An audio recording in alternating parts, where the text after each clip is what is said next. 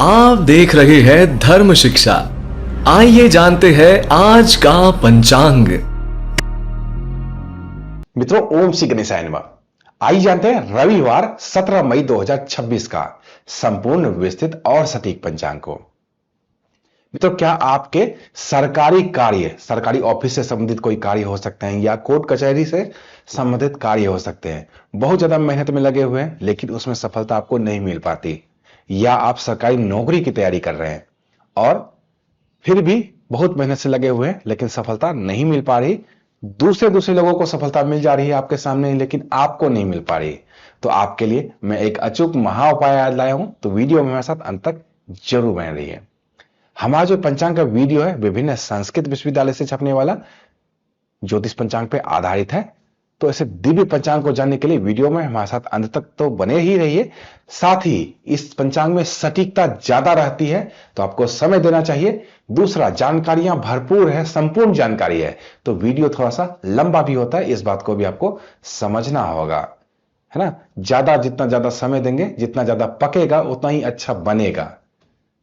तो थोड़ा सा लंबा वीडियो जरूर है, लेकिन जानकारियां भी आपके लिए मैंने बहुत सारा लाया है, इस बात को भी आपको समझने की आवश्यकता है। कुछ लोगों का यहां पे प्रश्न था कमेंट बॉक्स में कि वीडियो बहुत लंबा हो जा रहा है, तो उनके लिए मैंने बताया कि जानकारियां ज्यादा रहेंगी तो वीडियो लंबा हो ही जाएगा। अगर फिर भी आप इसमें से कुछ जानकारियां नहीं चाहते हैं तो हमें कमेंट बॉक्स में बता सकते हैं, हम उन जानकारियों को निकालते चले जाएंगे ताकि वीडियो थोड़ा छोटा हो जाए। आज का पंचांग हम जाने इससे पहले आइए हम सभी मिलकर उन लोगों को शुभकामनाएं दे दें जिनका जन्मदिन है या फिर मैरिज एनिवर्सरी है।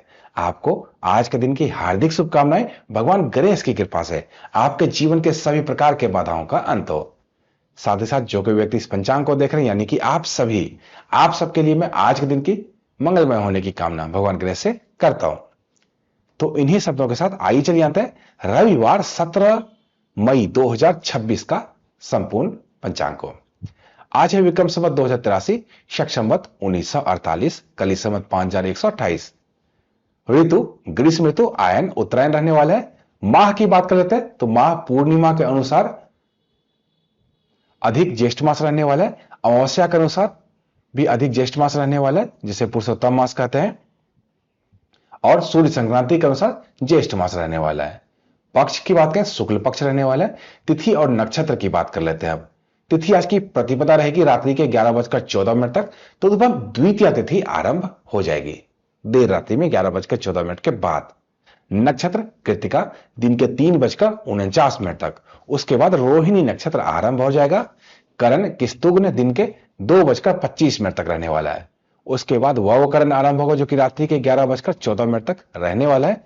उसके बाद वालावकरण आरंभ होगा। योग आज का शोभन सुबह के 7:09 तक रहने वाला है।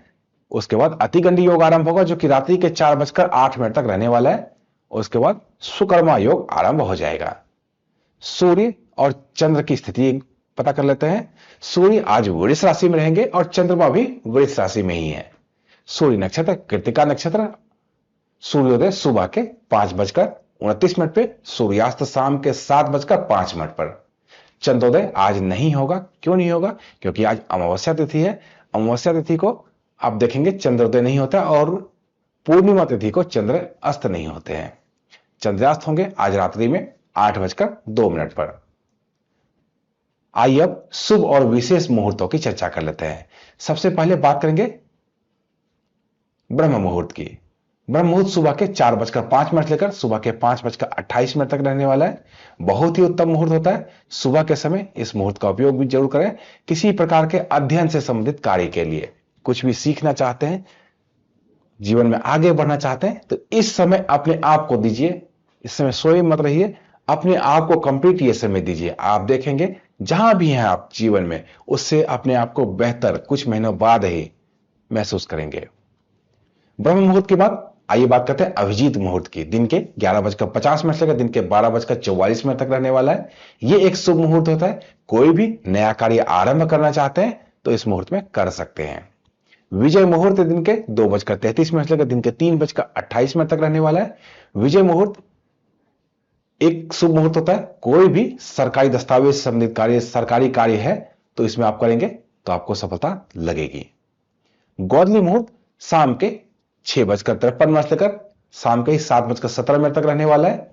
यह भी एक शुभ मुहूर्त होता है। माता लक्ष्मी का घर में आगमन इसी समय होता है। इस समय कुछ सावधानियां हमें बरतनी चाहिए, जैसे घर में झाड़ू पोछा नहीं लगना चाहिए, घर का कोई व्यक्ति सोए नहीं रहना चाहिए, या फिर भोजन ग्रहण नहीं करते रहना चाहिए।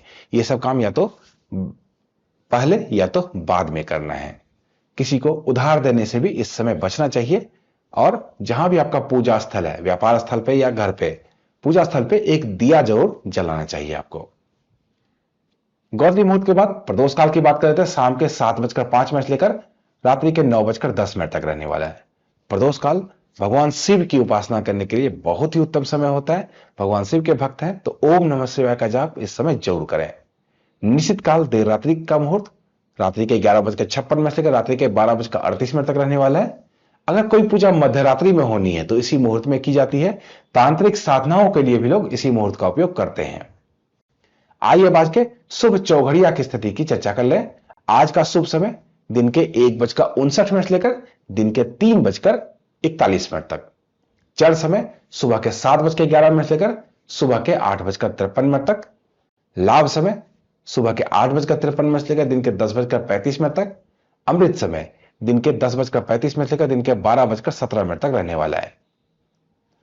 अब इतने सारे शुभ मुहूर्तों की हमने चर्चा कर ली, तो थोड़ी अशुभ मुहूर्तों की भी चर्चा कर लेते हैं, क्योंकि इसमें सावधानी आपको बरतनी चाहिए। राहु काल एक अशुभ मुहूर्त होता है, रहने वाला शाम के 5:23 से लेकर शाम के 7:05 तक। राहु काल में कोई भी नया कार्य करने से बिल्कुल हमें बचना चाहिए। गुलिक काल ये भी एक अशुभ मुहूर्त होता है, रहने वाले दिन के 3:41 से लेकर शाम के 5:23 तक। इस समय में भी कोई भी नया कार्य आरंभ नहीं करना चाहिए। दिशाशूल आज पश्चिम दिशा में है। पश्चिम दिशा में किसी भी खास प्रयोजन से यात्रा आपको नहीं करनी चाहिए। यहां पे आपको नुकसान हो सकता है, लेकिन अगर हर रोज ही आपका पश्चिम दिशा में यात्रा होता है तो ये आप पे लागू नहीं होता है। अगर किसी खास प्रयोजन से आज ही जाना है तो ऐसे यात्रा को टालना चाहिए जो कि पश्चिम दिशा में हो।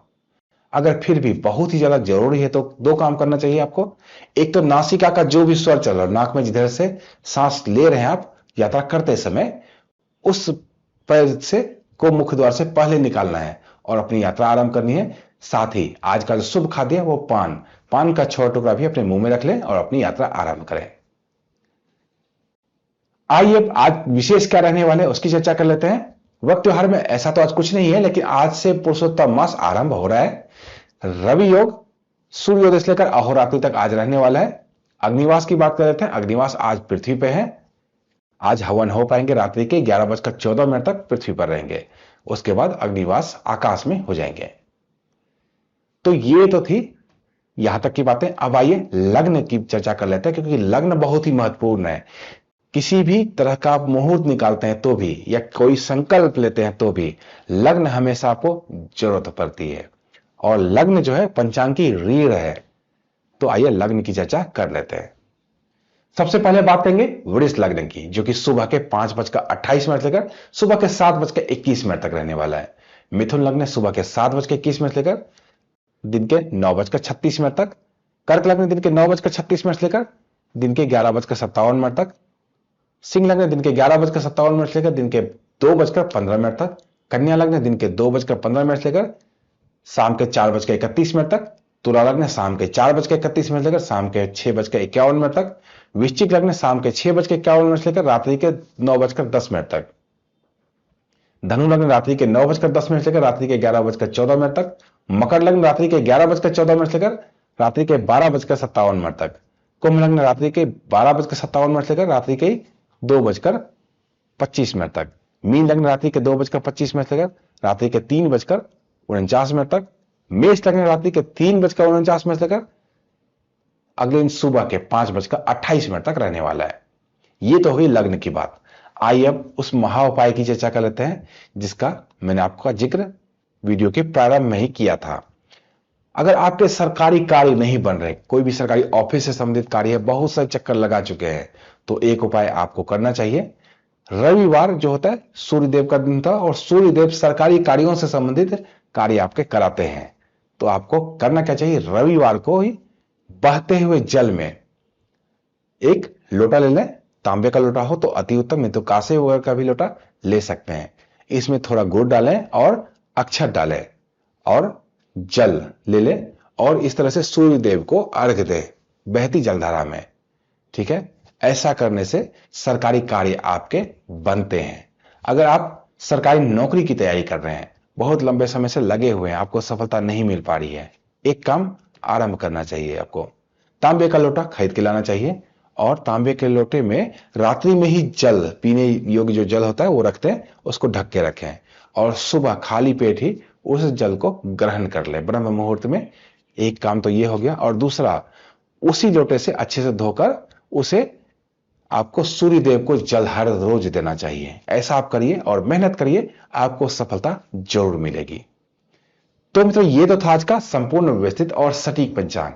इसी तरह की अन्य ज्ञानवर्धक वीडियो के लिए जुड़े रहिए धर्म शिक्षा के साथ और देखते रहिए धर्म शिक्षा। जय माता दी।